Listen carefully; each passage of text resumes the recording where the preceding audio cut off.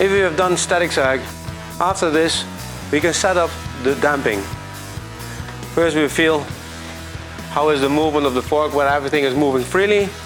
And after that I will try to push the bike. I'm holding the brake, I push the bike down, and I'm trying to leave the bike make its own movement to feel what how the rebound is controlling the spring. You see that there is a lot of movement, and actually there's too much movement, because if I would start to accelerate and shift gear, the front would be always moving up and down.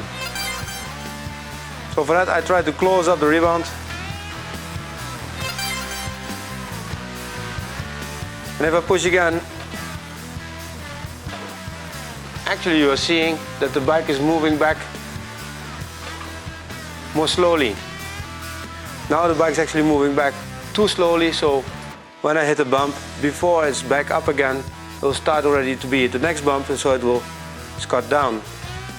Therefore I'll release a bit. With adjusting the rebound, it's just the same as a screw. If I turn clockwise, I give more, I'm closing it up. If I screw counterclockwise, I'm moving the needle up and I have more flow, so less damping.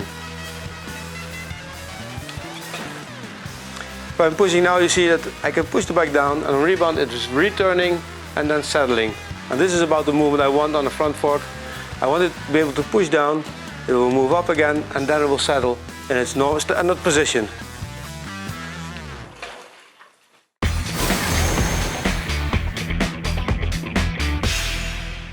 After that, I try to feel how easy it is to push down. I want the fork to resist the speed that it squats, because I want to have a good braking feeling. If I hit the brake and the fork can squat too easily, I have very little control over my braking. If I use more compression, I can make the fork go down more slowly and it will ease down, and therefore the braking will be better. For that I will try to close the compression. The compression is located at the bottom of the fork. Hold it this side. Now I'm closing it. Also here you will see there is the screw, and again if I'm moving this clockwise like the screw, you're tightening it, you get more compression damping. So I would move it the other way, screwing it out, I'm opening the hole larger, so I will have less damping. Already you see that it's costing me more energy to push the bike down, and there's a slight difference in how it's returning.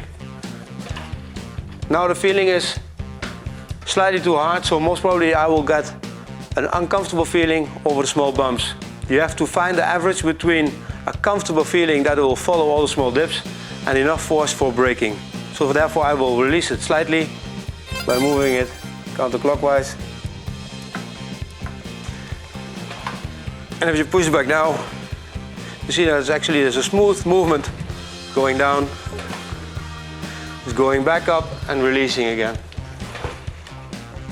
So this is about a general good feeling for the front. I will check the movement for the rear. We already had put the sag, so there is some movement going down. It's relatively easy for me now to push it down, and also it is returning the reasonable pace. First I will adjust the rebound. On the shock absorber, the rebound is usually located on the low side of the bike. Again, if I want to have more rebound, I have to close it up, so I move the adjuster clockwise to check what the feeling is of the maximum range, close and open, and you do both sides. If I push it again now, you see that when I push it, it's going up very slowly. This is too much rebound. On the rear, I would like it when I push it down, it's returning to its position, but it must return in about 1 second. When I push it down, it must follow my hand. If I can release my hand and the bike is still moving up, it's no good, but if it's pushing my hands up, the rebound is too fast. I don't have enough damping.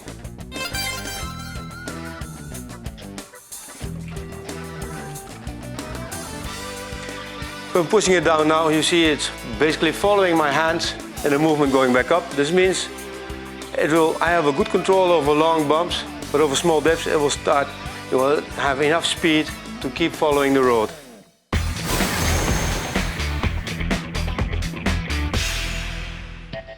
After that I can check the compression, because I want to have a good control for the shock when it's moving in.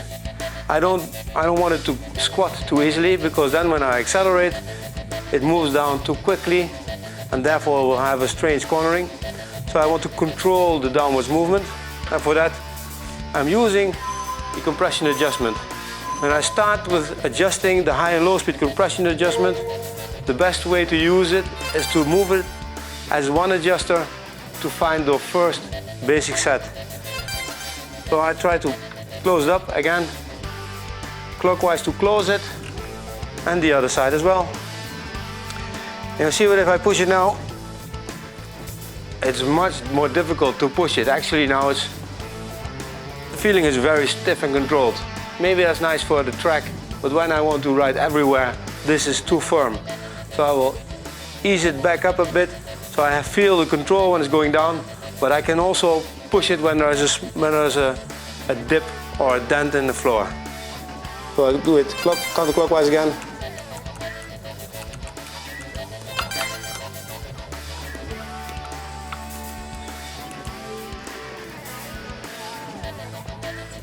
And you see now when I push it, actually it's making a controlled movement down and a controlled movement back up again. So this is basically a good starting point to have a riding test. When you have a riding test and you have the feeling the small bumps are slightly harsh, but they have a wallowy feeling, you can start working. Remember that low speed and high speed concerns the speed of the shock absorber. As we see here in this video, you can see the movement of the low speed of the shock absorber here very well. Here you see the high speed movements.